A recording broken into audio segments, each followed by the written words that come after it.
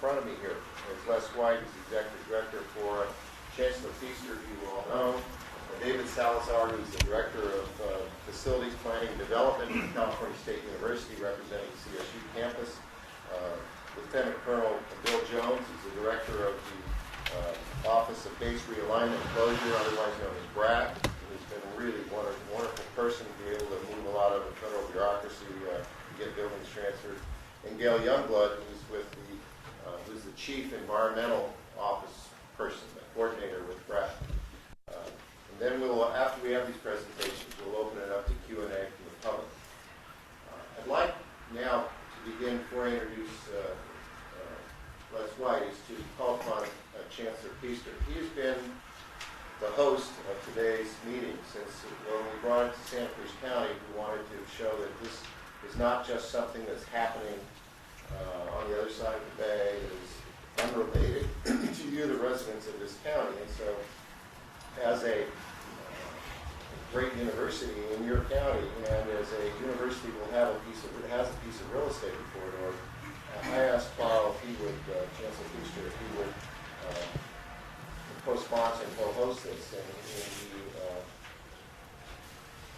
he enthusiastically said yes. Do you want to say anything? Thank you, Sam. I would like to extend a welcome to all. And looking out at the waters of the bay suggests to me that those waters are bounded by coastline that defines the Monterey Bay Crescent. And just as those waters are bounded on the shore, we're bound together as a region. And we're today on the north end of that crescent, or more or less the north end of that crescent. We're here because we all are concerned about, we all love this region. And I think it's a great opportunity for us to show our interest in this region, the University of California's interest in this region, but much more than just being a city on the hill where we do our teaching, research, and service, but rather we're concerned about being responsible as members of the Monterey Bay region. Happy to have you here and look forward to the discussion. Thank you very much.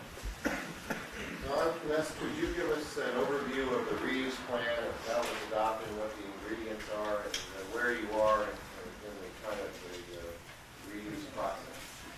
Sure.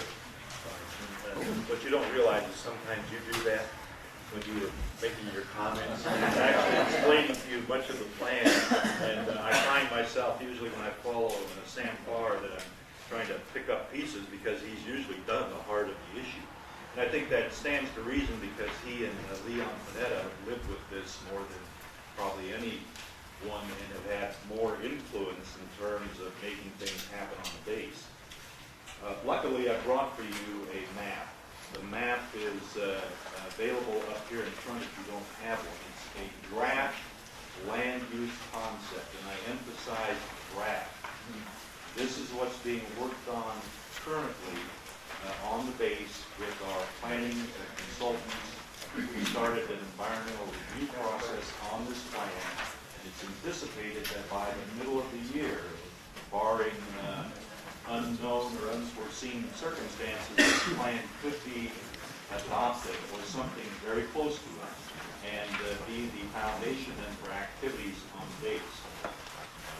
The base that you're looking at is 45 square miles, roughly the size of the city and county of San Francisco, 28,000 acres, and as was already mentioned, approximately half of that property will rest with the Bureau of Land Management, some of which has already been transferred, some of which may take several years yet to be transferred because of additional cleanup work that has to occur in that area.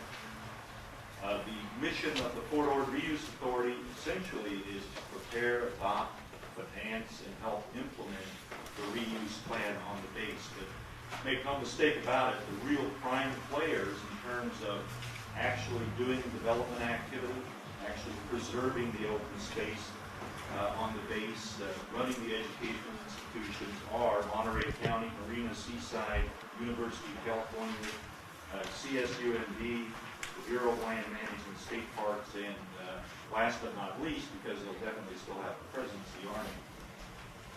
Did I get them all this time? Did I offend anyone? I'm not going to go back through the Congressman already mentioned to you the makeup of the board. There are 13 voting members, but it would be remiss if we didn't point out there are also 10 ex officio members, including the universities that also are at the table and play an important part in what happens on the base. Now I know I've covered all the bases. Go to this plan for a minute. What I want to emphasize is that I'm going to give you my personal opinion because I'm a short timer in this. When I read back through the history of the base, when I looked at the battles that were going on at the base, and I looked at where people started in terms of talking about economic development on the base, I would have to tell you that this plan begins to, in my estimation, be a real effective compromise of the 3 E's, the 3 basic themes that underlie the development of the base. That's economic development, environmental resources, and education.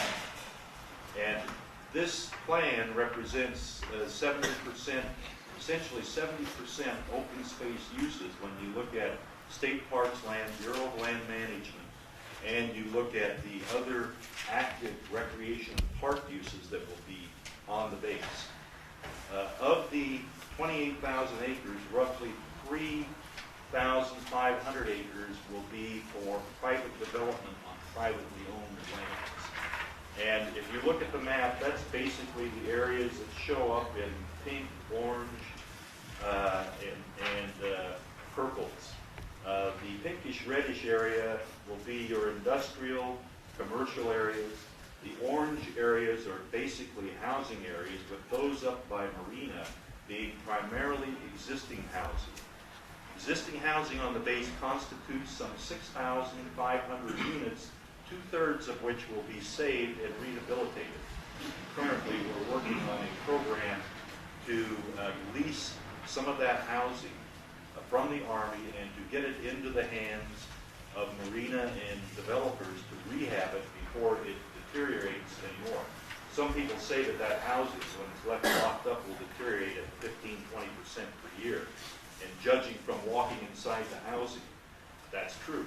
And you don't want to let 1989, 1990 vintage housing go down the tubes on you, because that housing can be housing that's in the 120,000 range. And on the base, we anticipate that the housing will range in cost between $100,000 to $350,000. In the case of the golf courses in Seaside that the Congressman referred to, around those golf courses, Seaside would like to take out some of the very old Army housing and put in some high-end housing.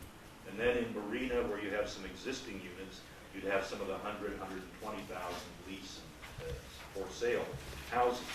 It is estimated in the reuse plan marketing studies that 20% of the housing needs of Monterey County will be satisfied over the next 20, 30 years on Port Ore. The Fish and Wildlife, Fish and Game, our people, Army people, university people working together. There's a real synergism there. There's a real positive attitude about getting things done. And I think that you're going to see a base that has some real balanced development to it. The Army will want to speak to this. They anticipate spending $250 million on the base. $100 million has been spent to date to clean up UXO, landfill, fuel spills, water pollution problems. Those are underway in various places on the base. I think that pretty much concludes my comments with, let me make just a couple of other brief points. This plan, as I said, should be, barring unforeseen circumstances, it'll probably be adopted sometime in the middle of the year, but that still has to go through environmental review, so anything can still happen in terms of adoption. We expect that the balance of the properties on the base will be obtained and turned over to jurisdictions by the end of the year. You should have roughly, if we get everything taken care of by the end of the year, you'll have essentially 95, 98% of the base transfer. We We also are working to develop some marketing plans to coordinate our efforts in terms of putting the Fort Ord out there in its best light. And I think the best light is portraying it as a well-balanced plan. And in conclusion, that's the one point I want to just reiterate. When I look at this base, I'd have to tell you that when you look at economic development, environmental issues, education, it is a well-balanced plan. There are cleanup issues yet to be finished. I know that some people are concerned about those cleanup issues, and I know the Army is. They're still looking at things like how to effectively clean up some of the beach areas and get the lead and the bullets out of the sand. And they're looking at methodologies to do that. So there are some tough issues that are out there. But this is a well-balanced plan. The best way to make this plan happen is not for CSUMB and UC and the city of Marina to compete with each other to get one little industry, because the real strength of a plan like this is to work together, cooperate regionally to make it happen. And I think that there is the effort there to do that with the leadership of Sam Farr and our Fora board, to have a plan that everybody can be proud of, and a plan that reflects the high level of environmental interest that exists in this area. I'll be happy later on, whenever you want to say anything. Thank you very much, Les. Let me now call on Colonel Jones to just explain what the mission of the military, the Army, is at Fort Ord. And then we'll also bring Colonel Jones back as we get into any of the questions you might have about transmission of property. I also bought a map, but instead of bringing a map for everyone, I bought one map. And a lot of color. When the Army got the order to close Fort Ord, several actions the Army had to take to cause even to begin the transfer action. First, we had to realign Fort Lewis. Some of the units from the division, at that time, the division was supposed to have moved to Fort Lewis. So we had to restructure Fort Lewis to receive the new division. In the middle of moving the division from here to Fort Lewis, we got an order to deactivate the remainder of the units that did not move initially to Fort Lewis. In deactivating what was at that time 2 brigades and the support element for those brigades, the Army had to look at other locations to move equipment and to move people based on skills and based on the needs of the military at that time for receiving a large number of people in other units. We also had to, at that time, establish the Presidio of Monterey as a major installation. In the past, the Presidio was an annex of Fort Ord. To establish the Presidio as a major installation, we had to do a total build-up of the personnel, of the support element for the Presidio to establish that base as a major installation. They had no engineer support, they had no message support, they had no simple thing as printing support. And we had to establish all of that for the Presidio. In establish the Presidio, that brought on a need for housing